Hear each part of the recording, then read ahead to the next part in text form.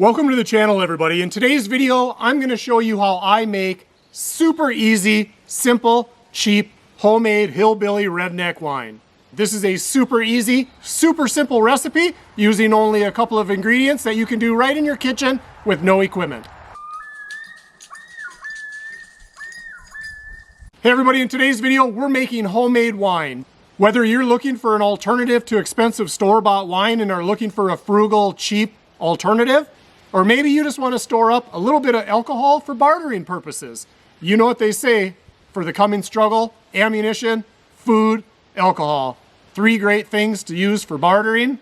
No matter what your reason for making a little bit of homemade wine, today I'm going to show you how to do it in this super easy, simple recipe.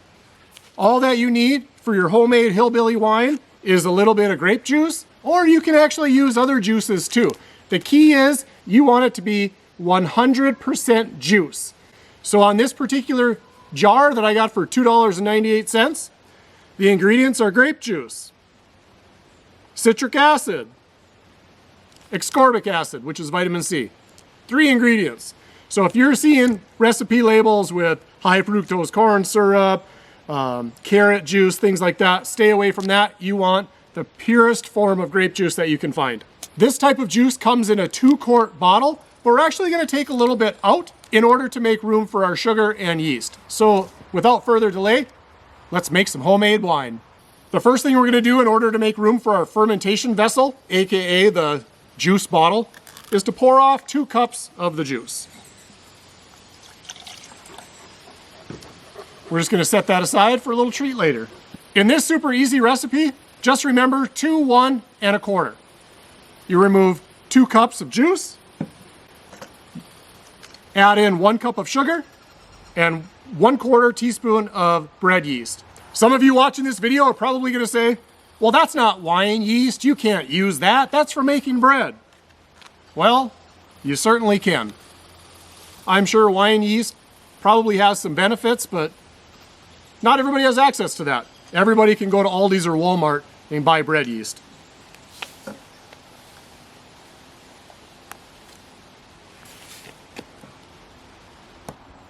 You know what I forgot? A funnel. Let me go grab a piece of paper. I'll be right back.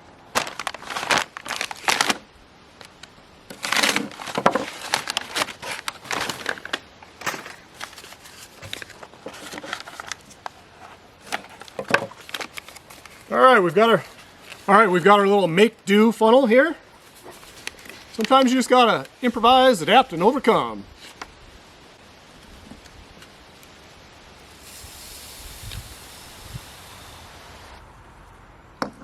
Next, we're going to add a 1/4 teaspoon of run-of-the-mill bread yeast. 1/4 teaspoon of yeast. We're going to add that right to the juice. There you have it. All of our ingredients are ready to go.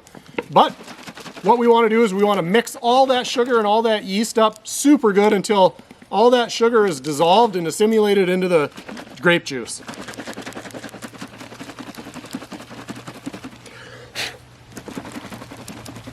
Now this next step is extremely important. So come here and take a close look at that. Now when that yeast consumes the sugar, the byproduct is going to be a gas, carbon dioxide. And what happens is that's going to expand within this container. And if you have this cap on tight, you run the risk of this exploding all over. So don't cap this tight. The key is unloosen that cap a little bit until you can squeeze that bottle and have air move in and out of that container. That way you know that any gas buildup will be able to exit this container and you won't run the risk of it exploding. So I went ahead and I labeled the cap so that I know that the day that I made this. Now I'm going to let this sit in a dark, warm place for somewhere between 3 to 5 weeks. Generally about a month is a good average. Now the fermentation is affected by how warm the environment is. So the warmer it is, the faster the fermentation is going to take place. The colder it is, the longer it's going to take. So what I like to do about week 3 is I like to take a little sample of the wine and see where it's at and see what the alcohol content is and see when it's ready. The other thing that I watch for is when the yeast is still actively eating the sugar, it will produce little bubbles or sometimes a little bit of foam. When you've stopped seeing any sort of activity in the vessel, that may be a good clue that all of the yeast has completed its cycle. So the yeast will consume the sugar and the byproduct will be alcohol. Well, at some point the alcohol content will get high enough that it will kill any yeast remaining. And at the end of that cycle, you will notice there will be some sediment at the bottom of the vessel, and that is completely normal. So after you've decided that your wine is just how you like it, you can either decant it just by pouring it off nice and slow into a clean vessel, leaving all of that must and sediment in the bottom, or you can take a little hose and with a little suction, you can just suction from the top into another bottle. Now today I'm using purple grape juice, but you can also use other 100% juices as well. I actually have an apple wine brewing right now, which I'm pretty excited to see how that turns out. It's always a good idea to have a little bit of alcohol on hand just for horse trading. Well, I hope you learned something in today's video. If you did, go ahead and hit that like button, maybe even subscribe. And as always, I love y'all and we'll see you soon. One last tip is you may find this wine to be a little bit sweeter than your palate really is looking for.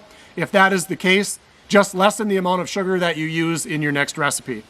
If you want a drier wine, less sugar. If you want a sweeter wine, stay with about that cup. Also, if you want to try different juices, like one of the ones I'd like to try next is a cranberry. And I'm probably going to have to tweak the sugar ratio on that one because that will have less sugar to begin with. Therefore, it may turn out to be a really dry wine. I may need to add a little extra sugar to that. Anyway, I hope you enjoyed today's video. If you make this recipe, let me know how it turned out for you and what flavors of juice that you used in your hillbilly winemaking recipe. See you soon.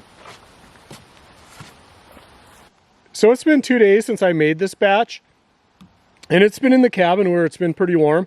And you'll see I actually had some overflow this time, and that is one of the reasons that I don't fill it all the way to the top, is you potentially could have some overflow if your yeast is very active.